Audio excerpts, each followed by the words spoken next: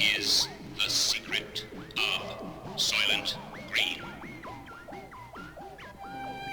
New York City in the year 2022. Nothing runs anymore.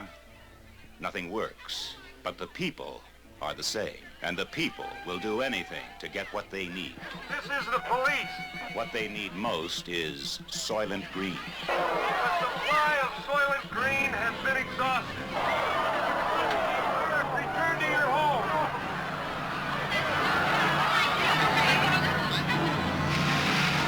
What is the secret of Soylent Green? Detective. Welcome. This is the first in a series of film reviews based on the genre of futurism, and we will call this Futurism Film Fridays.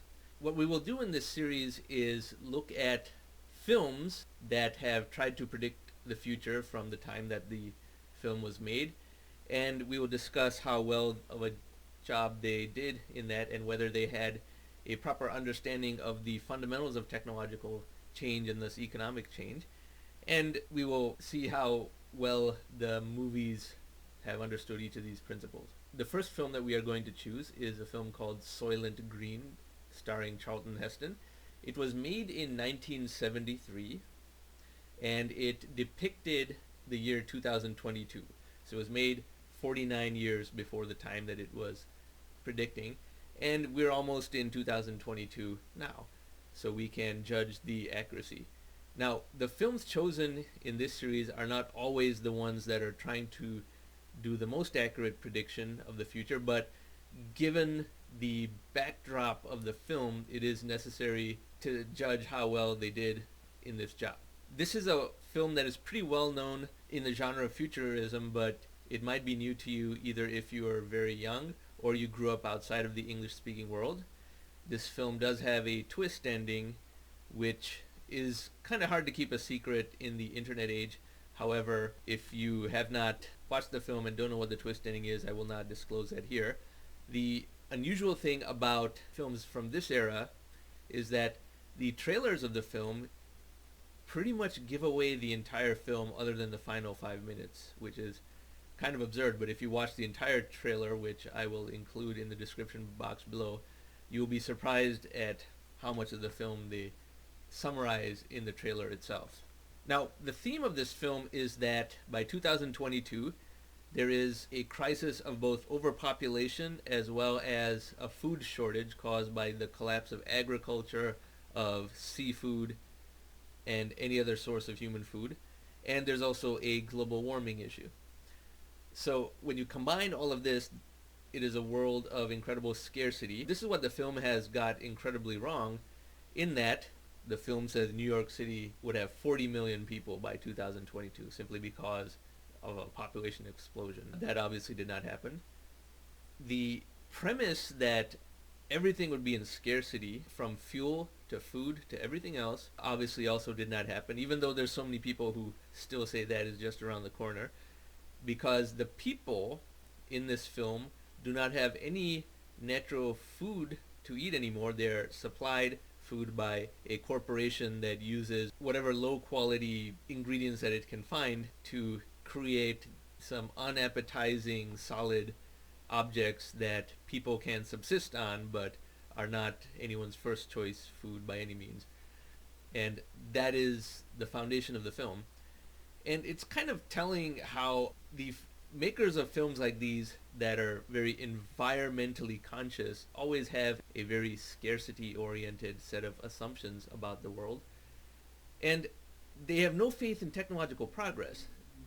The same people always thought about peak oil, that we would run out of oil, or that printing money causes inflation, which it does not in the technological age.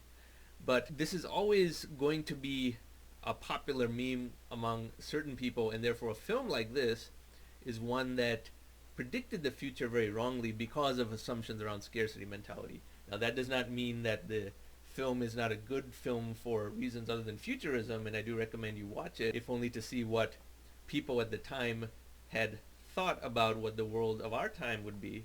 But as far as getting any assumptions about technological progress, the economy, availability of basic necessities correct, this film was completely wrong in every possible way because we have almost arrived at the year that the setting of the film is in.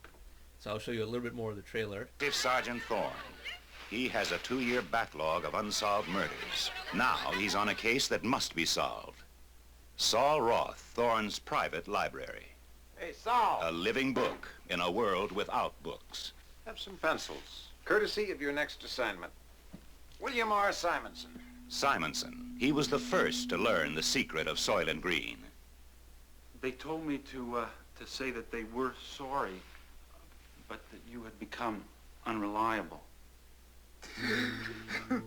Saul Roth was the next to know.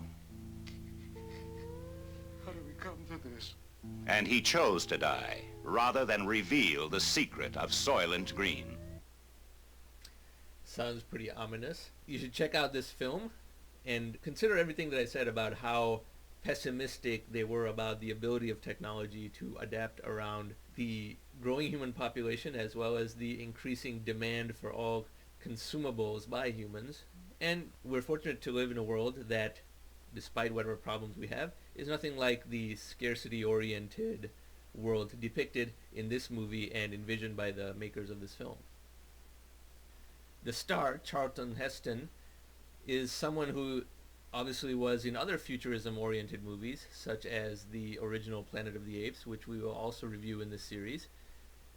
And this film was actually made only a few years after that film. So the genre of dystopian futurism had a fair amount of interest at the time, and Charlton Heston was a central actor in that particular genre at that time.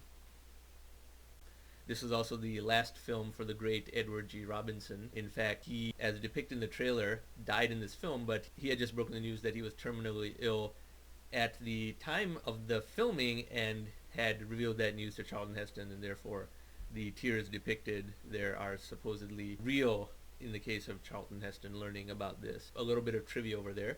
But on the subject of futurism, this particular film is one of the most prominent examples of a belief that technological change just cannot overcome human demand, and that humans just do not have the ingenuity to adapt around various scarcities and problems. And one of the central themes of this channel is that the accelerating technonomical medium is able to ultimately find a way around any shortages or scarcities, either by increasing supply or adapting around it with a substitute, and that we can no more run out of anything material than we can run out of atoms, because every problem can be reduced to time, energy, information, and atoms. And that is why we have seen more and more scarcities in the modern world go away, such as oil, peak oil going away, and now we have plenty of oil because hydraulic fracturing increased the supply of oil. The same with an ability to consume money. We see quantitative easing happening at an exponential rate, but it is not causing inflation because there is more and more technological demand that can consume it and generate more deflation to offset it. So those are all related themes when discussing a film that depicts a future under which technological innovation was far too little for any basic necessities, let alone to raise human standard of living. But for reasons other than futurism, this is a film you may want to check out if you have not seen it in a long time. And if you have never seen it, yes, it does have a twist ending. It's not hard to figure out what the ending is, even if you see the trailer. But you may enjoy that if you are not familiar with the ending. Hope you found this interesting, and thank you for watching.